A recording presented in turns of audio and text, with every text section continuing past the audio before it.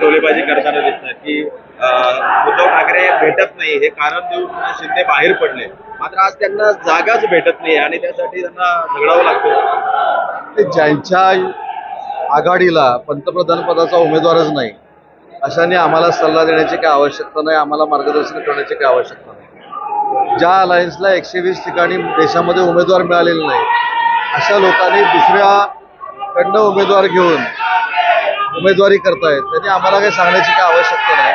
आणि म्हणून मला असं वाटतं की विरोधकांनी जे काही टीका केलेली आहे त्याच्यामध्ये काही अर्थ नाही. आम्ही 45 पेक्षा जास्त जागा खासदारकीच्या महाराष्ट्रामध्ये जिंकणार आहोत, हे निर्विवाद सत्य आहे.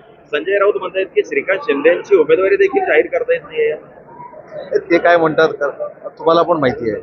तर ते काय म्हणतात ह्याला आमच्या लेखी किंमत शून्य आहे, कारण ते सकाळी सुरू होतात आणि संध्याकाळी थांबतात. त्याच्या प्रत्येक गोष्टीला उत्तर दिलं पाहिजे आणि त्यांना उत्तर देऊन मोठं केलं पाहिजे अशातला भाग नाही. आज ज्या समन्वयासाठी आम्ही आलेलो होतो, आनंदाची गोष्ट अशी आहे की या व्यासपीठावर विखे पाटील साहेबांच्या नेतृत्वाखाली, पिचडे साहेबांच्या नेतृत्वाखाली, आमचे आमदार अकोलेचे आहेत त्यांच्या नेतृत्वाखाली सदाशिवराव लोखंडेंचा प्रचार हा पूर्ण सुरू झालेला आहे. सगळे पक्ष एकत्रितपणानं काम करतायत, त्याच्यामुळे सदाशिवराव लोखंडेंचा विजय ही काळ्या दगडावरची रेघ आहे. सिंधुदुर्गच्या जागेसाठी नारायण राणे तळ ठोकून आहेत आणि गाठीभेटी घेत आहेत, बैठका घेत आहेत.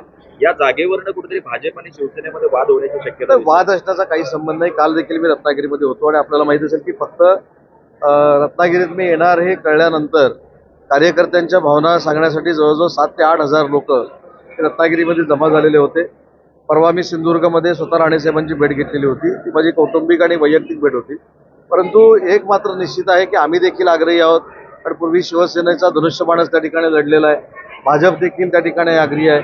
जो निवडून येणारा उमेदवार आहे त्यांना महायुतीनं उमेदवारी द्यावी ही प्रत्येक पक्षाची भूमिका आहे आणि म्हणून भाजपानं तिथं दावा केला आहे, म्हणून आम्हाला दुःख वाटण्याचं काही कारण नाही. आणि आम्ही आणि माझे सगळे सहकारी त्या ठिकाणी फिरतायत, माझे बंधू त्या ठिकाणी फिरतायत, म्हणून समोरच्यांना वाईट वाटण्याचं काही कारण नाही.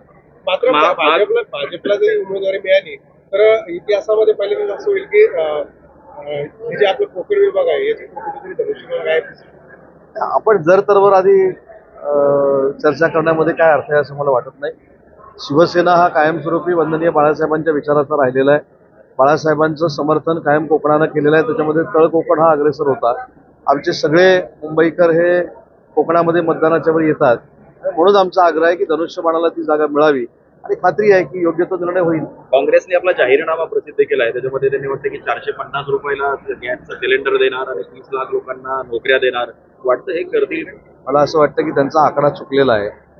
12 कोटी जनतेला महाराष्ट्रातल्या आणि देशातल्या 100 कोटी जनतेला रोजगार देणार असं खरं त्यांच्या जाहीरनाम्यामध्ये पाहिजे होतं. 400 रुपयानं सिलेंडर देण्यापेक्षा 40 रुपयानं सिलेंडर देणार असं जाहीरनाम्यात पाहिजे होतं. कारण जे निवडून येणार आहेत ते NDA मधले सगळे येणार आहेत.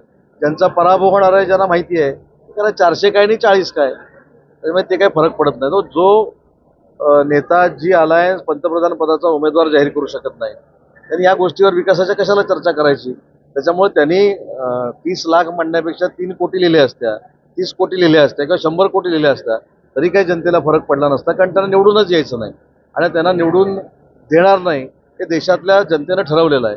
त्याच्यामुळे जे सत्तेत देणार नाही त्यांना काही वल्गणा करायला काय मुभा आहे. त्याच्यामुळे त्यांच्या त्या जाहीरनामाकडे एक विनोदपत्र म्हणून मी बघतो.